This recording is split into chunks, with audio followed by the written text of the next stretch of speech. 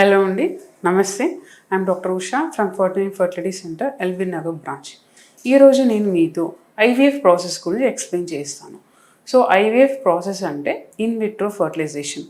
మనం బేబీస్ని ల్యాబ్లో క్రియేట్ చేస్తామన్నమాట. సో ఐవీఎఫ్ అనేది ఎవరికి చేస్తారు జనరల్గా అంటే, ఫస్ట్ పెళ్ళి అయి ఎన్ని సంవత్సరం అయింది అని చూడాలి. పెళ్ళి అయి చాలా సంవత్సరం అయింది అనుకోండి, ఫర్ ఎగ్జాంపుల్ 15 years 10 years పైన ఉంటే జనరల్గా ఐవీఎఫ్ ప్రిఫర్ చేస్తామన్నమాట.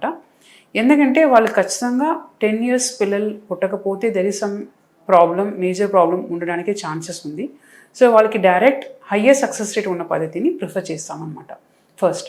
సెకండ్, ఒక లేడీకి ఒక యూట్రస్ ఉంటుంది, 2 ట్యూబ్ ఉంటుంది, 2 అండాశయం ఉంటుంది అనమాట. సో దీంట్లో ఏదైనా ప్రాబ్లం ఉంటే, ఫర్ ఎగ్జాంపుల్ ఓవరీలో నెంబర్ ఆఫ్ ఎగ్స్ తక్కువ ఉంటే వాళ్ళకే ప్రిఫర్ చేస్తాం. ఎందుకంటే నెంబర్ ఆఫ్ ఎగ్స్ తక్కువ ఉంటే వన్స్ తగ్గడానికి స్టార్ట్ అయింది అనుకోండి, ఓవర్ ఫ్యూ ఇయర్స్లో తగ్గిపోతుంది అనమాట.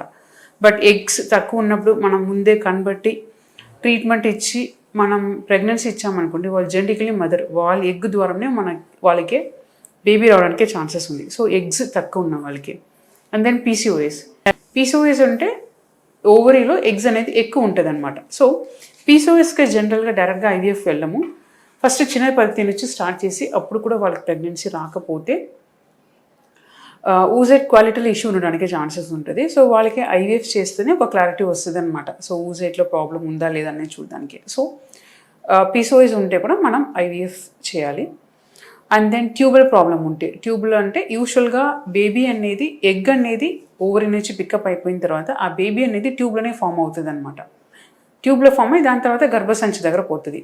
ఇప్పుడు ట్యూబ్లో ఏదైనా బ్లాక్ ఉంది అనుకోండి, ఆ బేబీ అనేది ఫామ్ అవ్వదు. ఇన్ కేస్ ఫామ్ అవుతే కూడా అది ట్రావెల్ అవ్వదు అనమాట. సో అట్లా ట్యూబ్లో ఏదైనా ప్రాబ్లం ఉంటే కూడా మీరు ఖచ్చితంగా ఐవీఎఫ్ ట్రీట్మెంటే ఓన్లీ ఆప్షన్. ట్యూబల్ ప్రాబ్లం ఉంటే, ట్యూబ్ బ్లాక్ ఉంటే, ట్యూబ్లో వాపు ఉంటే ఓన్లీ ట్రీట్మెంట్ ఆప్షన్ అనేది టెస్ట్ ట్యూబ్ బేబీ పద్ధతి. సో అండ్ దెన్ ఇంకొకటి అన్ఎక్స్ప్లెయిన్ అంటే అన్నీ బాగుంటుంది.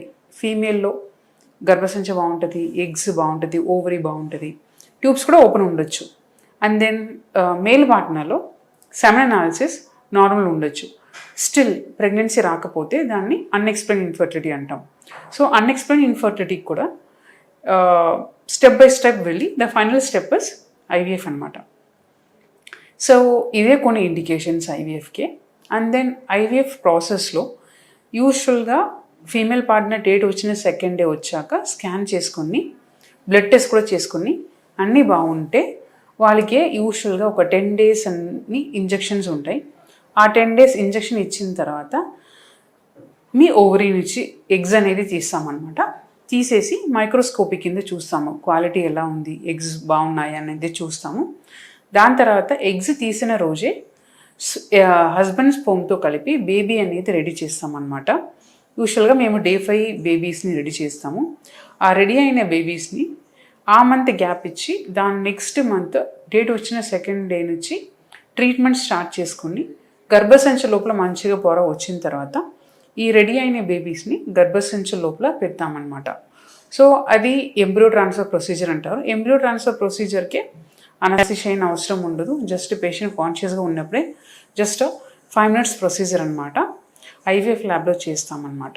సో ఈ ఎంబ్రియో ట్రాన్స్ఫర్ అయిపోయిన తర్వాత మనకి 13 to 15 days 2 weeksలో మనకి రిజల్ట్ వస్తుంది అనమాట. సో దీనికి యూజువల్గా సక్సెస్ రేట్ అనేది 60 to 65%. అండ్ దెన్ అగైన్ ఎంత సివియారిటీ ప్రాబ్లం ఉన్నాయి, ఇప్పుడు మేల్లో ఎంత సివియారిటీ ప్రాబ్లం ఉంది, ఫీమేల్లో ఎంత సివియారిటీ ప్రాబ్లం ఉంది చూసుకుని ద సక్సెస్ రేట్ అనేది 50 to 70% అనేది వేరీ అవుతుంది. సో అన్నీ బాగుంటే 65-70% కూడా ఛాన్సెస్ ఉంది. ఏదైనా ప్రాబ్లం ఉంటే కొంచెం ఛాన్సెస్ అనేది తగ్గుతుంది అనమాట. సో ఇదే నేను మీకు ఐవీఎఫ్ ట్రీట్మెంట్ గురించి ఎక్స్ప్లెయిన్ చేయాలని అనుకున్నాను. మీకు ఇంకా ఏదైనా డౌట్స్ ఉంటే మీరు కామెంట్ బాక్స్లో అడగచ్చు. Thank you.